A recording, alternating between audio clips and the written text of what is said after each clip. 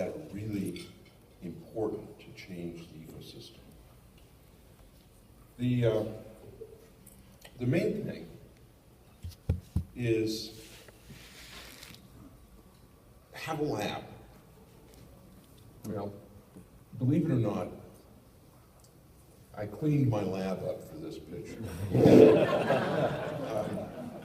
And it's a certain amount about being messy, certain thing about having a lot of stuff.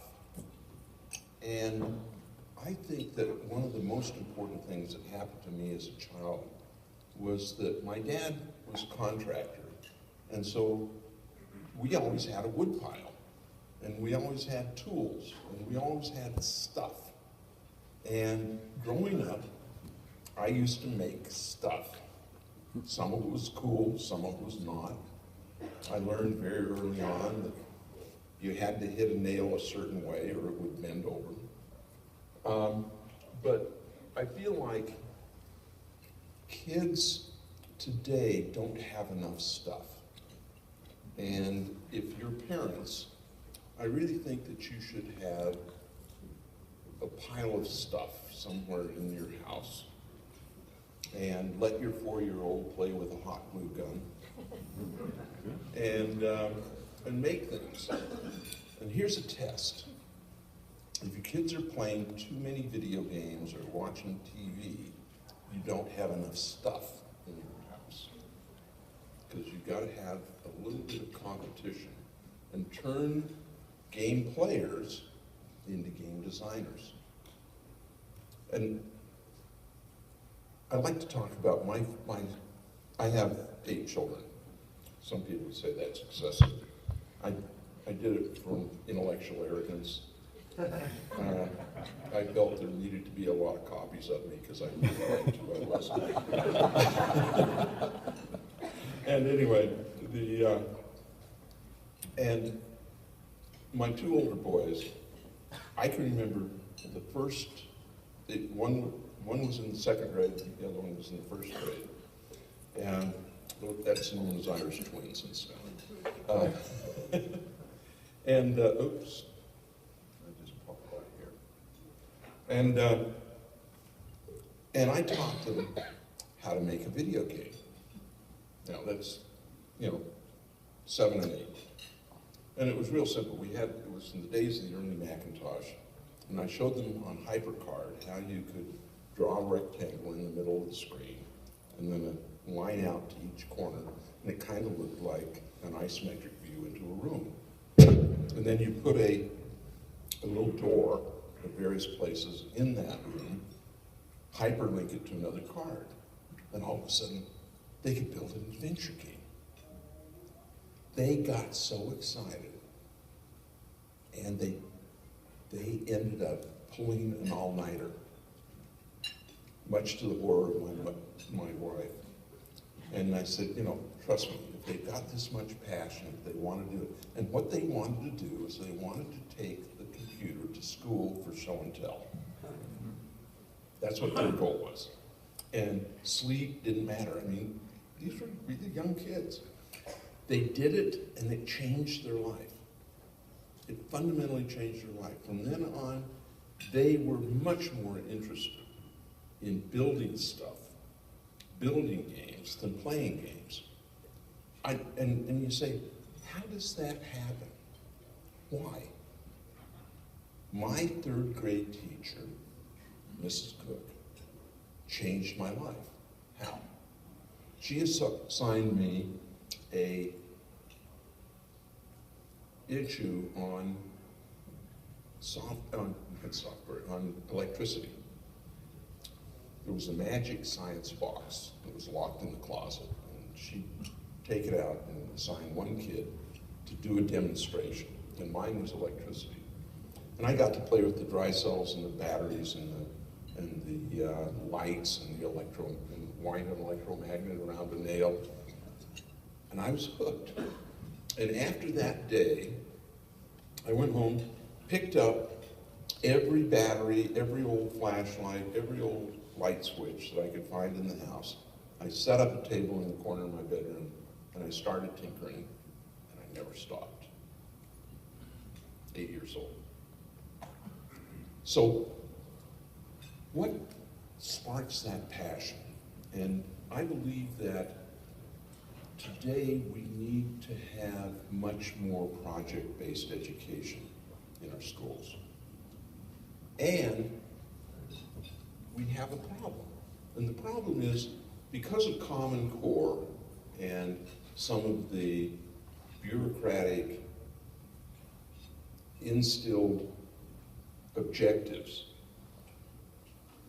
we have to get the academics out of the way. And that's what Brainrush is all about. And I'll talk to you a little bit more about that. Let me talk about some things that are about the future that I think are going to be strange but wonderful. And the first one is electroluminescent plants. Now, when does the Consumer Electronics Show become biological? I mean, an LED, yeah, it takes electricity. But now, all of a sudden, this, of course, came from Avatar. But you can buy this. This is an electroluminescent mushroom. You can buy this today. What people are doing is they're inserting firefly and jellyfish cells into plants and getting them to glow. They charge up during the day, they glow all night.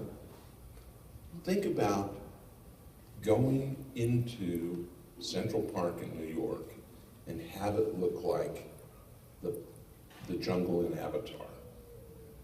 We're 20 years away from that, at most. I think it's going to be cool. Anyway, nanotechnology, stuff that is so small. That little guy right there, you could put it on, not the head of a pin, on the point of a pin. It's a robot. Look how the size of it compared to a blood cell. This is an artist's drawing, but they actually have a unit like that that can actually swim, that can actually navigate, and they believe that they're going to be able to have these little guys go around and clean your blood vessels. You know, just sort of scrape and clean. This is a nanotube. Nanotubes give you the opportunity of having materials that are sometime between 10 and 100 times more strength. And the strength to weight ratio is the only thing that's been holding back the space elevator. What's a space elevator? Turns out that if you have a cord from the Earth to a satellite in geosynchronous orbit, that you can actually have an elevator. The only problem is it has to be 25,000 miles long. That's kind of a problem, because the weight of the cable itself is more than the cable can hold. But with nanotubes, all of a sudden that problem's taken care of. The minute you have a space elevator, you can get a kilogram of weight into orbit at 1/10,000th cost. Because all you have to do is lift it against gravity. You don't have any propellant cost, any of that. Now, what does that mean?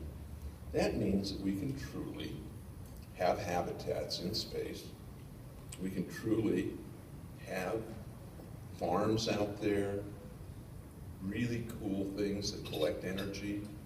I mean, there's no reason why the space elevator couldn't be also a big electrical cable to take the big rays that we could put in orbit around there. Now, you're saying, boy, is he going crazy now? Well, my rule is, during a speech, if I can't get half of this audience to think I'm bonkers, I'm not trying hard enough. But what we really want to do is we want to knock the edges off your thought process. We want people's minds to be plastic, to really figure out some of the ways the future is. Everybody here should read at least 3 science fiction books a year. All your kids in all your schools should read science fiction. If you look at the reading list of most high schools, it's as though we're preparing our children for life in 17th century England. And what we really want to do is we want to prepare our children for some of the technical leaps that we're going to be experiencing in the next 10, 15 years. Most of the jobs that will be available in 20 years don't exist today. And many of the jobs that exist today will go away, which asks the interesting question, how do we teach our kids? What do we teach our kids? Is our education relevant? And I assert that it is not relevant. That we are in a world where the kids telling me all the time, I say, why should I know this? I can just Google it. And to me, I think it should know it because there's certain things that give you a foundational understanding of what's going on. Yes, you can get a calculator, and you don't need to know how to add and subtract, but every once in a while, you're kind of walking through the desert, and it might kind of be interesting to be able to do that. But I think that we, as a country, need to understand what our direction is and what is appropriate. For example, in Germany, they graduate 20% of the college graduates that the United States does per capita. And yet they have a wonderful apprentice program. I bumped into a fellow that was in Los Angeles, and he was German, and I said, what are you doing? You know, what brings you here? And he says, well, I'm taking the summer off. I've worked 10 years in my company, and we get summers off, and you know, after 10 years. I said, what do you do? He says, I'm CFO of a small company in engineering. I said, you know, you look pretty young. How old are you? He says, I'm 26. And I said, and you've been working there 10 years? He said, yeah, I started out as a bookkeeper when I was 15. And he worked his way up through. And if you look at countries, one of the countries that has very little problem with unemployment is Germany. They've been a net importer of labor for years and years and years. Instead, we are creating it's like we reinvented indentured servitude. We figured out, let's talk everybody into getting a college education, taking out big student loans, and then we got them. So that instead of you know, forming households and buying a house and raising a family, all of a sudden we're starting our career with $100,000 or $200,000 worth of student debt. That's indentured servitude. It's exactly the thing that was outlawed in 1780. So I think we need to rethink a little bit. It is not necessary to have a college education to be a cab driver or a bartender in New York. And yet, almost everybody does. It's been education creep, and it's expensive, and it's wasteful. So, that pisses a lot of people off.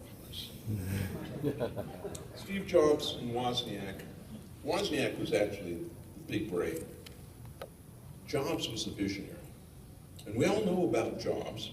Jobs and I had a really interesting relationship because we hired him, gave him his first job, and it was one of those things that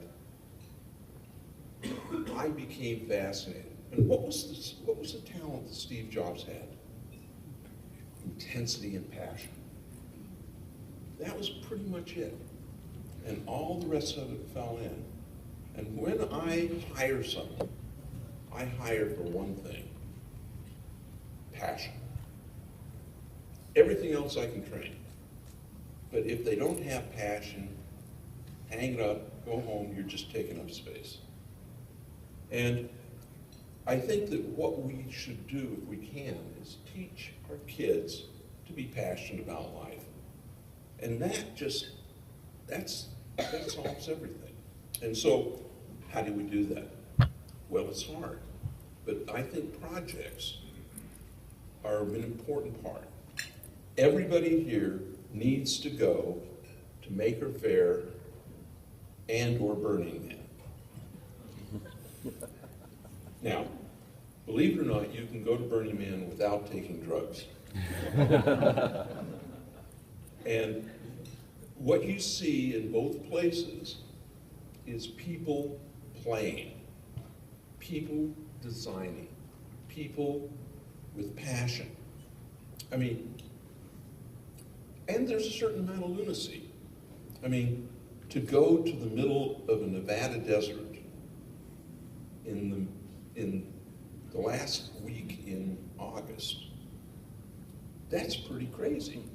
There's dust storms, it's hot in the day and it's cold at night, but yet there's passion there, and you're surrounded by passionate, interesting, artistic, crazy people. It's the only place. There was a bar, one of the guys set up a barn, and there was a sign that says, "No discussion of quantum mechanics without a PhD or higher."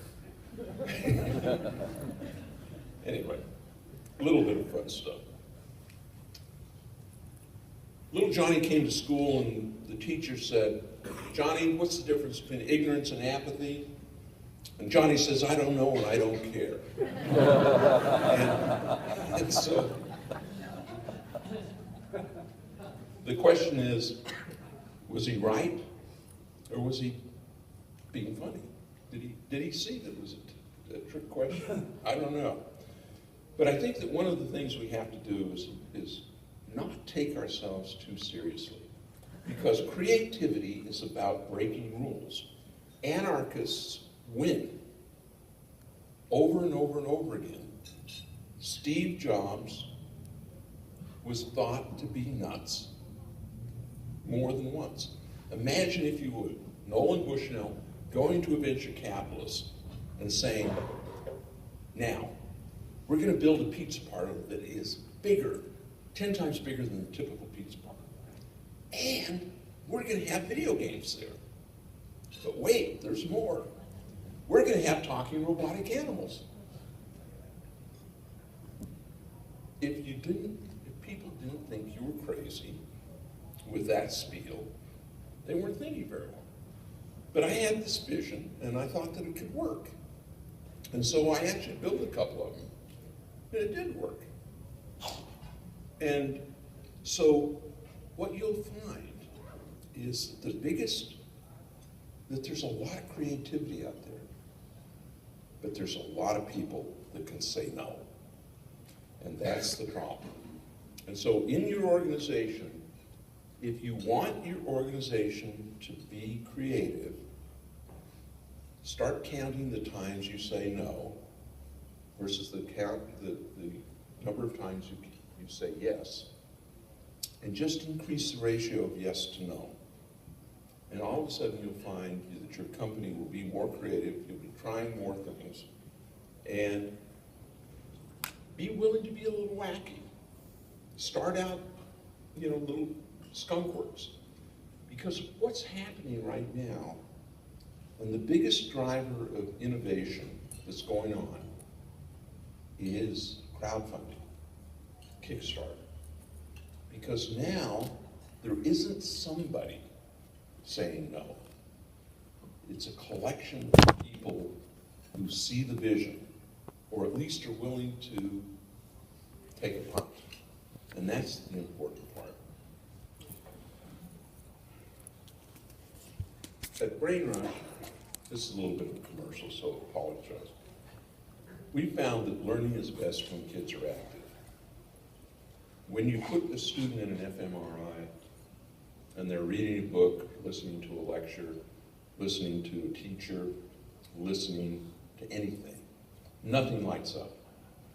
The minute you ask them to respond to a question, everything lights up. And that's the basis of the computerized learning tools that are coming forward. Probably 60% of the schools in the next 5 years will have tablets as an integrated part of their curriculum. We are working with a school district in California in which 100% of the students will have a tablet next fall, or fall of this year. They have a SIM card that gives the tablets 3G connection throughout the home. It's in Central Valley. The 3G connection, they've cut a deal with AT&T for $1 a student a month. So all of a sudden, they've got this tablet, and the tablet is a good tablet, and it's less than $200, less than a textbook.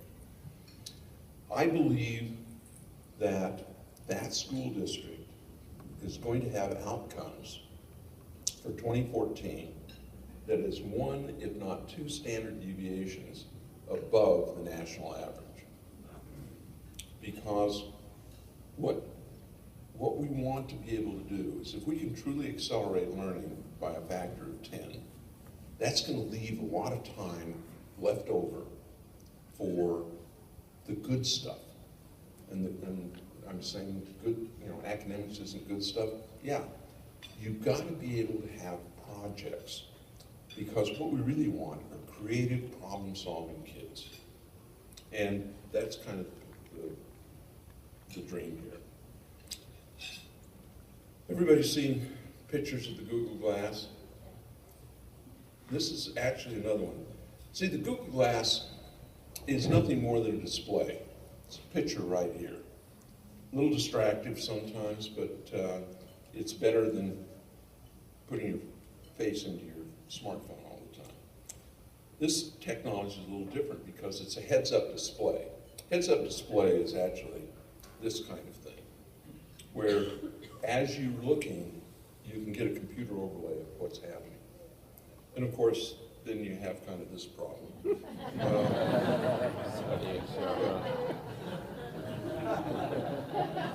But we're not sure how that's going to happen. I mean, your heads-up display will get hacked. Transportation. You all remember from Total Recall, the Johnny Cab? This is coming at a blinding speed.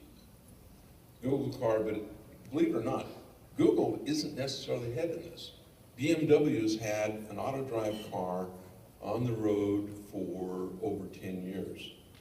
Honda's got one, Toyota's got one, Ford has got one, there's a couple of other universities. This will happen. But let's be very, very clear. The minute you have a preponderance of auto-drive cars, one of the drivers of the auto-drive cars, am I running out of time? Yell at me. Wave like this when I'm running out of time. Anyway, because I can go on and on. Auto-drive cars are going to, 1, drop insurance rates, because most of the cost of insurance is from fender benders. Auto cars don't go to sleep and aren't distracted, and they can make cell phone calls and drive at the same time.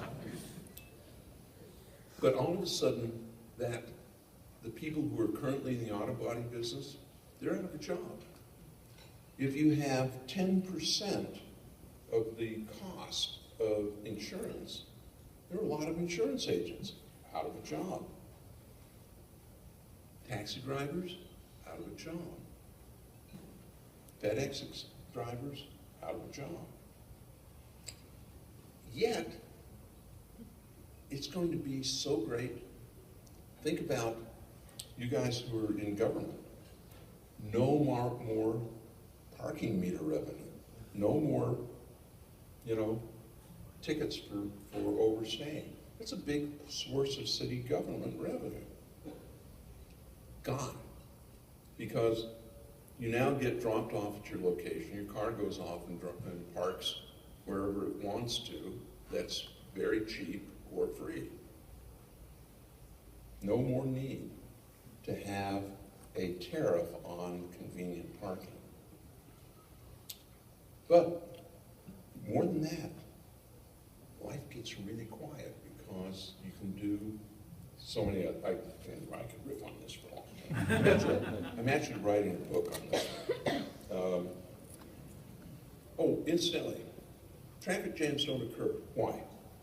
It's because every lane of traffic expands in capacity by a factor of 20. So just think about, we've got every penny that's going into mass transit and highways right now is a waste of investment. It'll never pay.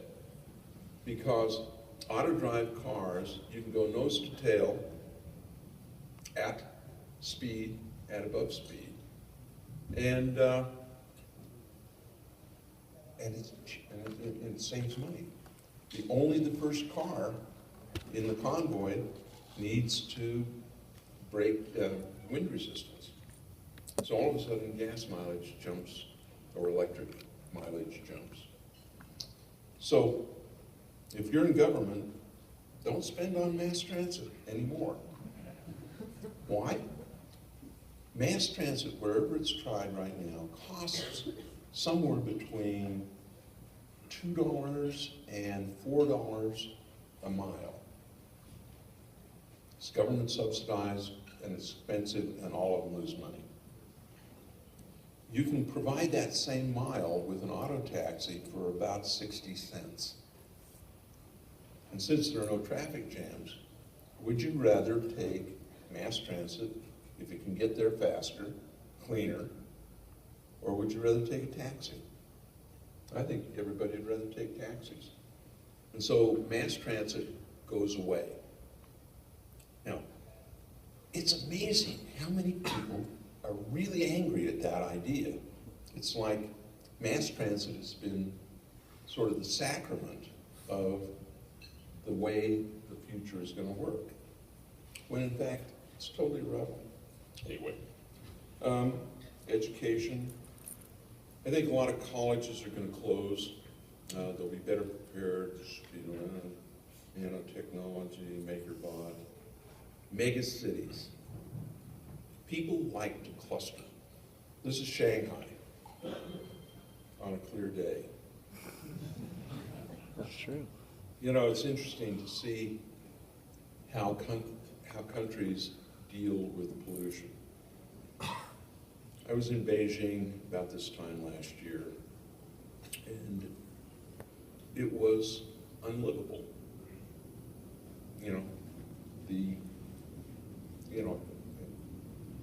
When you see what lack of environmental regulations can do to quality of life, they regularly have days in which parts per million of 300 and 500, whereas they shut the freeways down in California. It's above 50 parts per million. So there's a lot of work that needs to be done on all these things.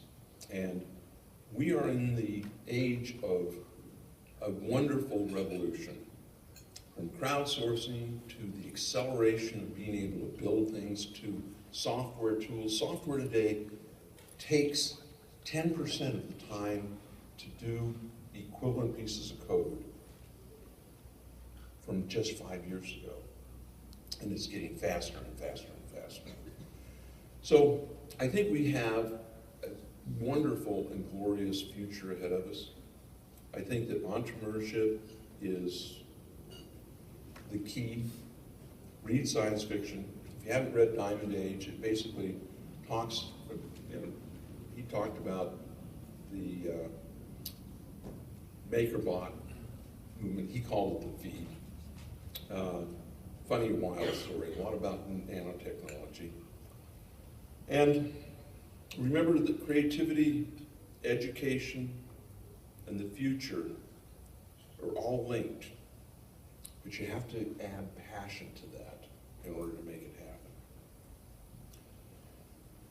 I'd like to introduce some of our friends from GISC and CDRF. This is a group, they're sponsoring entrepreneurship worldwide. This was set up by the State Department and been doing some wonderful things. And so, Yuri, you want to stand up? And Carol. And a couple of our entrepreneurs in residence, Josephina and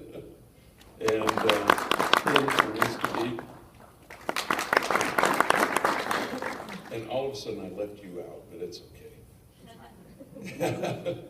But I think that I'd like some of you to talk to these young entrepreneurs and capable people and get involved with GIST a little bit. It's enough for us to be involved in our own parochial, wonderful United States, but I just think that we need to be citizens of the world wherever we can and do some good stuff. So I am being cautioned, so I'm going to wind it up and say we've got a great future ahead of us. The entrepreneurs are going to make it happen. The tools that we have in place are extraordinary, and I think we're going to have some good fun. Look for intensity, and my book is in the back. You'll find it to be quirky and full of poems. Now, those of you who are British, it's okay. I should say that instead of rules, I have poems. And poems are like easy, quick advisements. I don't like rules because they're inflexible. Poems are very flexible. In the UK, plong also means bad smell. And I thought that would be kind of a fun thing. So if you're British, you'll know that I've got a book full of bad smells. Thank you very much.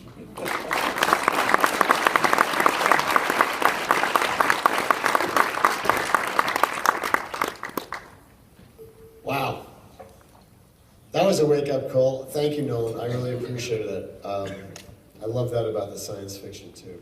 Which, having grown up consuming science fiction, I've been watching it become real.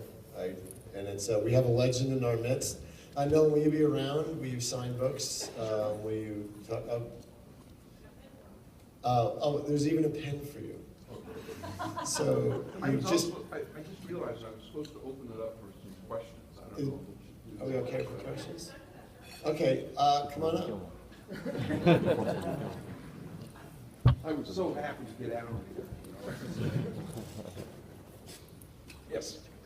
So in this innovation economy, trusting your gut, creativity, messy, the whole thing, it seems to be swelling and soon to be vested primarily in the younger generation. What about us older folks? I hope for us. The answer is yes and yes. And more than that, I'm convinced that if we do the right things, we can keep knocking the edges off our ossification. And I'm going to tell you the secret of remaining young and crazy. Play dice with your life. And what you do is every year, every 6 months, every month, you throw dice to choose the direction of your next time interval. For example, this book came from me throwing the dice.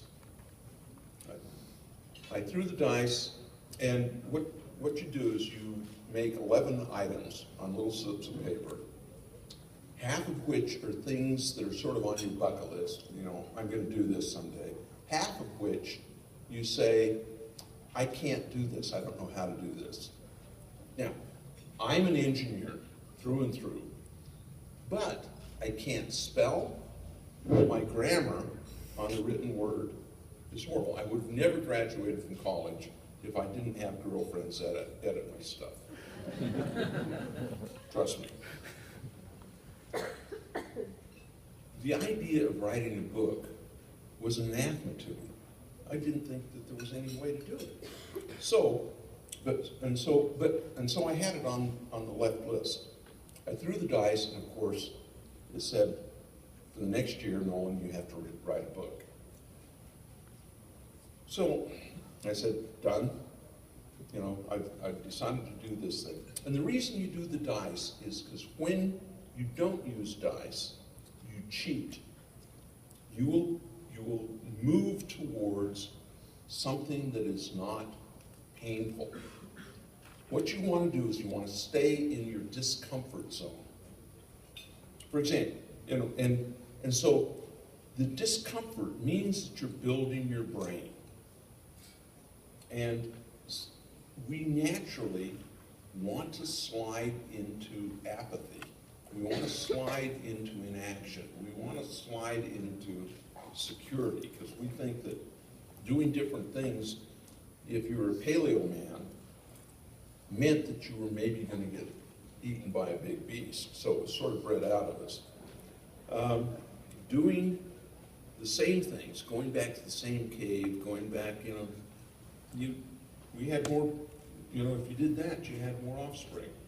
Anyway, but remember that genetics don't give you longevity. It's tone dead, because once you pass reproduction, there's no evolutionary benefit keeping you old guys fit and smart. So we have to cheat. And we cheat by doing the dice, writing books when we think we can't. And it turns out that you can write a book, and just like everything else, you can get an editor that will clean up all the stuff that you're really crappy at. And so if you just have good ideas, that's kind of good enough to make it happen. And then you have to go out and you have to do promotions and you give speeches and stuff like that. That's okay. But the idea is do different things every month, every week, every year. Big ones every year. For example, this year, my big one came up. I've got to climb Kilimanjaro this year. You know, some little ones, I've got to do a 200-mile bike ride. You know, over 2 days. You know, so I'll leave sometime Saturday morning and go somewhere, and then come back. I got to do it. And I figure I'm going to be better off for that. I like to play chess. But chess, all the neurogenesis for it happened to me when I was 13. I know how to play chess. It's not any good. So if you're a good skier, learn how to snowboard. That will be neurogenic. Learn Tai Chi, yoga. As soon as you feel comfortable, you're done. Build your brains, do weird things, and your brain will be better. And here's the funny thing about it. You'll be happier. You'll be a lot happier, because it turns out that when you are in these discomfort zones, that you're learning stuff, and all of a sudden, happiness is linked to accomplishing hard tasks. Look, watch a TED Talk from Makai Csikszentmihalyi on flow. And he was researching happiness and found out that video games are addictive because they give you hard challenges that you can do. And that's addictive. Bless his people. Anyway, I've gone on too long. Yes. Hi, my name is Theodore. I'm an engineering student, and I have an electronics book that I think has a unique insight on display. Say again? So I have an electronics club, and I have to make a decision that I think has a unique insight on. When I run a hackathon, where contestants have 24 hours, Right. the coolest thing they get, do you think that it's better to only let 20 people in, but supply tons of stuff so everyone has an equal foothold, or to let 200 people in, but not have enough money to make sure that everybody has the same stuff allowed? Boy, those are hard questions. I mean, it's the issue with these. I tend to always bias things in terms of egalitarianism. I believe we're all better than any of us, and that the more we can be inclusive of outliers, the more outliers you have, the better off you are. The good ideas often come from the crazies, and they are very often misfits in society. I mean, I love to hire people who are just a little bit nuts. I call it spiky. I want, Steve Jobs was very spiky, and if you, I'm getting the sign here. If you hire everybody based on standing around and singing Kumbaya at the end of the evening, you are going to have a really boring company. Anyway, thanks.